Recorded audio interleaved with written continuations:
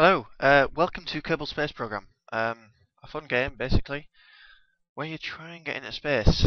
This is Rabid Gaming. My name's Jack, and we'll be doing some Let's Plays on this game over the coming months, weeks, days, however long I decide to do the series for. Basically, we're going to be playing, and as we play, we're going to try to recreate the Apollo space program and eventually get to the moon by doing some orbital tests and various other things. Let's begin, shall we? For those who've never played before, you build your ship, as such. Here's one I built earlier. And you basically, there's no objective as of yet. You've just got to get it into space, and you can land on the moon. There's a second moon to land on called Minmus. There's an extra thing to do. Basically, it's just a physics sandbox where you can build rockets and space planes, but that's going to be a later episode, like shuttles and so on. There's no targets as of yet. Things have a cost, but I imagine that'll be implemented later. I have done some tests before in the past, and as you can see, this is a rocket that I have built before. But they just updated it to version 0.16 or 0.16, which means all the physics engines changed, and I now know nothing now. My knowledge is now completely been wiped. Loads of new parts, like extra large fuel tanks that were never in it before. New command pods. There's been EVAs being announced as well. Well, I say announced, it's actually in the game now. Extra vehicular activities. Right. Let's get on. I built this earlier just so you could have a quick episode of seeing me getting into orbit, hopefully. I haven't actually tested this rocket yet. I don't know if it works. But yeah, so let's begin. In fact, actually, give me a sec.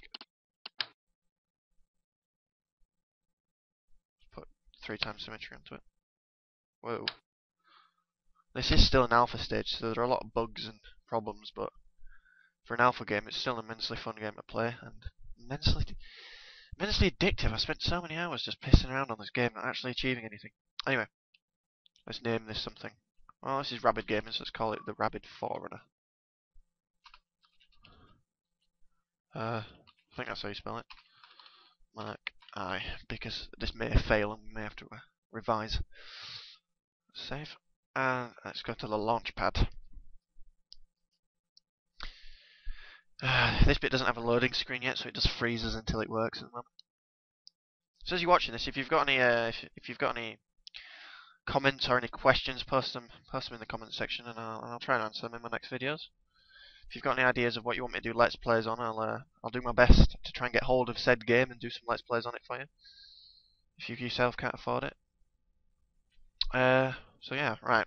Let's get ready to launch. I'm going to turn the guidance system on.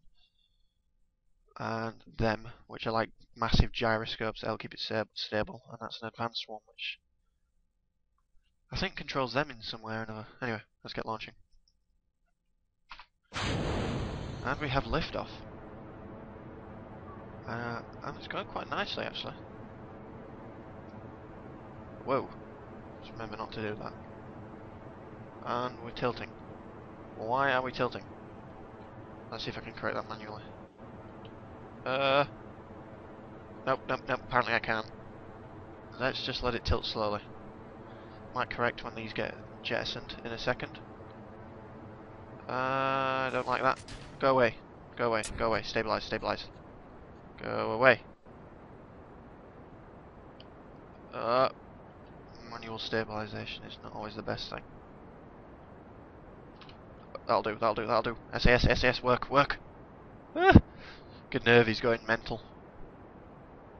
But we're going up at a decent speed actually, which is ooh, the moon. We will land on you. We will land on you someday.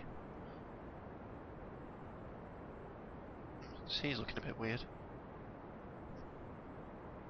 but we seem to be more stable now, which I like. I like stable. I like stable. Stable's always good. And yes, nearly on the dot. I'll do it. I'm loving how the terrain now looks. If you decide to download the demo, which is version 0.13, you'll see that the terrain doesn't look anything like this. And there are a lot less parts. But I would still recommend getting it if you're thinking this is a good game, because it's so good. It persuaded me to get the game. And it's only, well, currently it's a meager $18. And, oop, Jason. That's what happens if you don't pay attention. It's only a meager $18, which if you live in England, which is what, 12 quid, maybe a bit more now. Which means, wow, 1,500 meters per second already, and we're only at 70,000 meters. I think I'll leave it there. We're in space now anyway, aren't we? Right, that's cool. I think we'll try a spacewalk.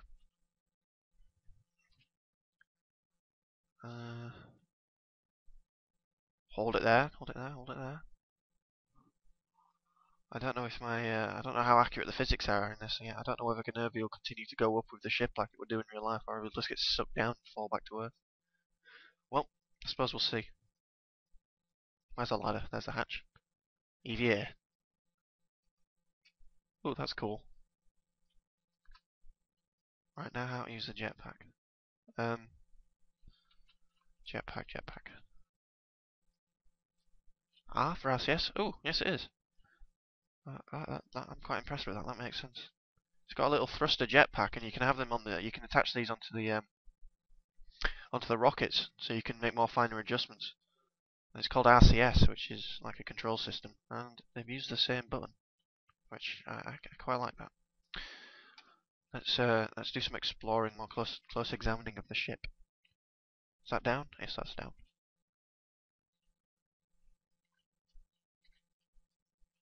Ba, ba, ba. Dun dun! Boom, boom, boom. Anyway, enough of my stupid sound effects. See what the engine looks like up close. Whoa, careful. We don't want to drift off into space. That would be bad. Because we're technically not in an orbit, so you just crash back to Earth.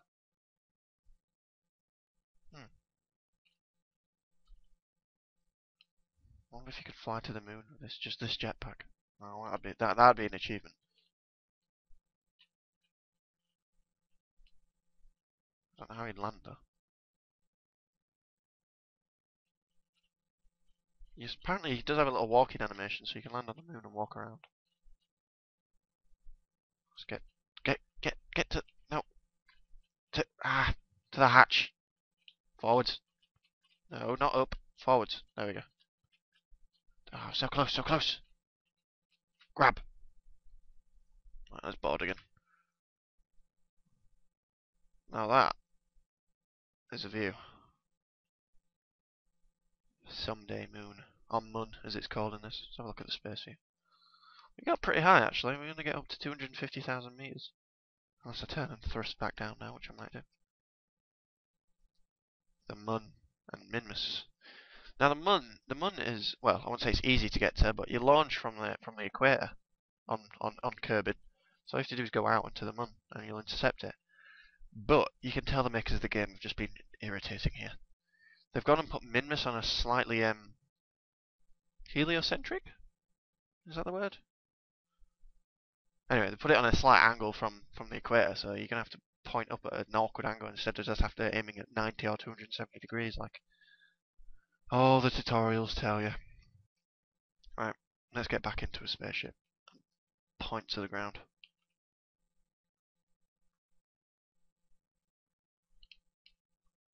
Oh, she's a bit. Wow, she's much more loose when you have a big ship. That's really awkward and sluggish. Go. No, that's not. Kerbal's going to be sick after this. He's already quite scared. Let's go back down now.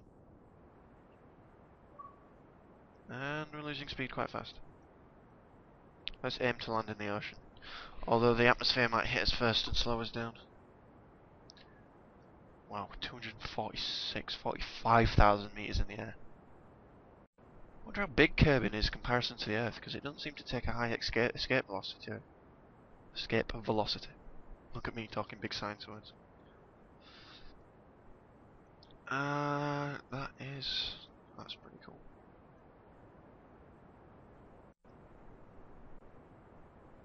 We might make the ocean at this rate, assuming we don't curve down all of a sudden. We're hitting 2,000, almost 2,000 meters per second. That's about 4,500 miles an hour. Being, I think, 1 meters per second is about 2 miles an hour, roughly. Someone's going to post the exact speed in the comments, I can tell. We've run out of fuel. That is perhaps not good. Alright, let's get the parachute ready. Alright.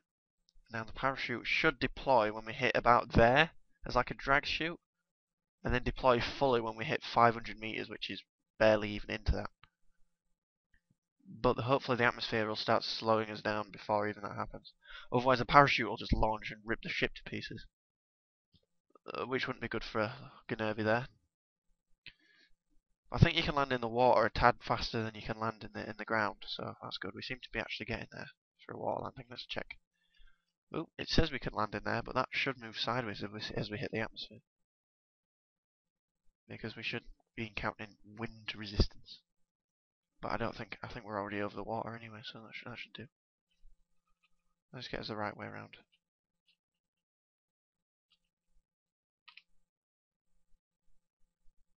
I'll do. Whoa, we're coming in fast. I've never come in this fast before. I don't think we're going to be able to slow down fast enough. Whoa. Look at the G's, look at the G's we're pulling. I think Gnurby would be flat against his head. Either that or the ship would be on fire. There is a part that mentions heat shields, but re-entry heat isn't in at the moment, so I don't know, maybe they'll add it in.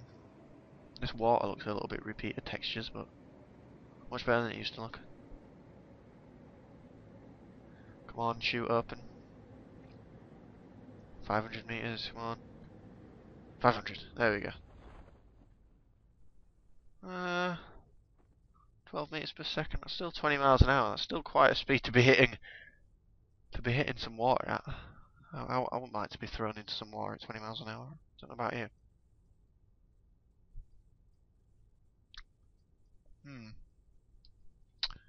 Now we just wait. See if Gnurby Kerman. Gnevi? Jeanve? I don't know how you say that. See if he survives anyway. And splashdown. And that was a successful landing apart from the ship broke apart. But it scared him, I think. Right, well thanks for watching. I'll be doing some more videos. Hopefully weekly. We'll see. Thanks for watching. Please comment, rate, subscribe, do your thing. I'm going to be trying to build this channel up over the time. Like I said, I'll be doing other videos and so on. Thanks for watching. Alright, see you next time.